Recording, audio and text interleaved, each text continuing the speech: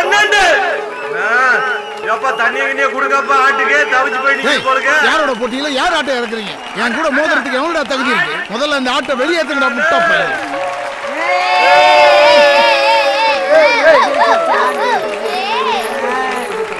போட்டி நடக்கும்போது போட்டி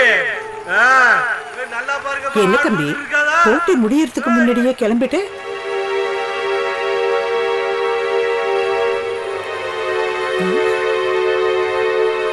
என்னாச்சு விருமாயி?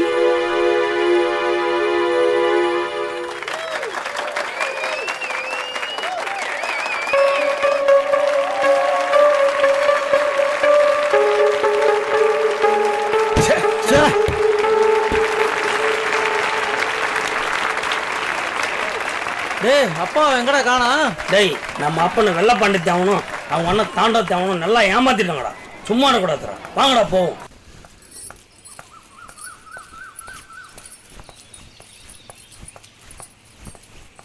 ஊர்க்குருவி புல்லுருவி எல்லாம் உச்சி கொட்டுற நிலைமை வந்துருச்சு. குளத்தை வெட்டி கோவில் கட்டி கும்பிட போனவன கொலநாசம் சொல்லி திருப்பி அனுப்பிச்சான் அண்டங்காக்கா ஒண்ணு. மான மரியாதை எல்லாம் காத்துல பறக்க விட்டுட்டு இப்படி வீராப்பா வந்து நின்னா என்ன அர்த்தம்? நான் பாட்டுக்கு காட்டு கத்தலாம் கத்திக்கிட்டு இருக்கலாம். பதில் சொல்லுங்க. கோவிலும் வேணாம் கோபுரம் வேணாம் எத்தனை தடவை சொன்னேன், கேட்டீங்களா?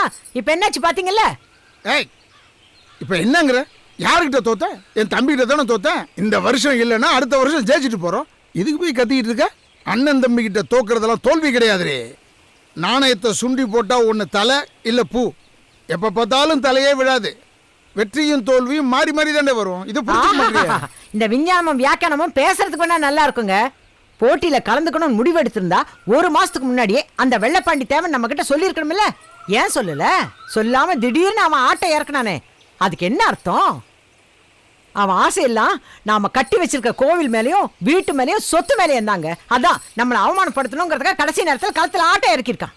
இந்த லட்சணத்துல அவன் பெரிய மனுஷன் வெள்ளையஞ்சலியமா ஊருக்குள்ள திரிஞ்சுக்கிட்டு இருக்கான்.